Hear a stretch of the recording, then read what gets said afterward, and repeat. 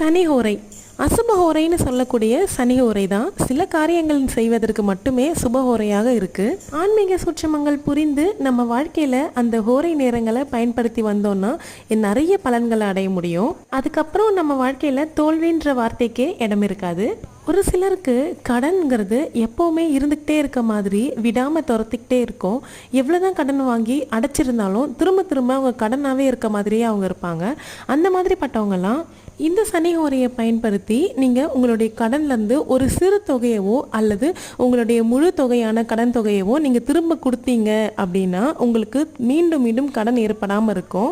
கடன் மட்டும் கிடையாதுங்க, நமக்கு இருக்கக்கூடிய ஊழ்வினை கர்மவினை செய்த பாவங்களுக்கான பாவ நிவர்த்தி நம்ம செய்வோம் இல்லையா, அதெல்லாமே கூட சனிஹோரையில் செய்யணும். பாத யாத்திரை, நடைப்பயணம் இதெல்லாத்துக்குமே சனிஹோரை உகந்தது. நம்ம வாங்கக்கூடிய கல்லுப்பு சனிஹோரையில் கல்லுப்பு வாங்கக்கூடாது அப்படின்னு சொல்லப்பட்டிருக்கு. தேங்க்யூ.